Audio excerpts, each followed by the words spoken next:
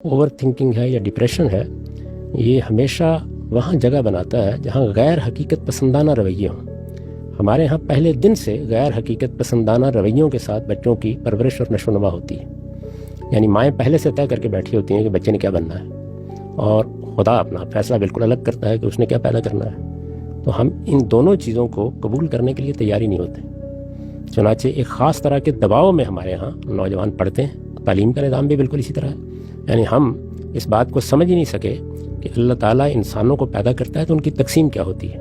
اگر آپ غور کر کے دیکھیں تو علم، ادب، دانش اور اس طرح کی ہائر انٹلیکٹ کی چیزوں سے دلچسپی رکھنے والے لوگ اللہ تعالیٰ 2، 4، 5% سے زیادہ پیدا ہی نہیں کرتا۔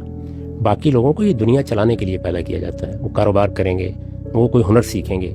کیا ہماری تعلیم فی الواقع اس شعور کے ساتھ آتی ہے؟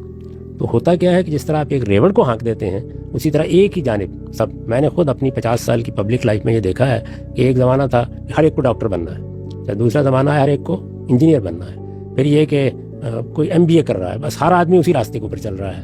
وہ کیا ہے؟ اس کو خدا نے مصور پیدا کیا ہے، شاعر پیدا کیا ہے، اس کو کوئی ہنر مندی کا خاص ذوق دے کے پیدا کیا ہے، وہ تجارت کرنے والا شخص ہے، کاروبار میں کوئی کمال دکھا سکتا ہے۔ جب آپ اس طریقے سے ایک دباؤ کی کیفیت میں لوگوں کی پرورش کرتے ہیں، وہ کبھی نارمل رہ ہی نہیں۔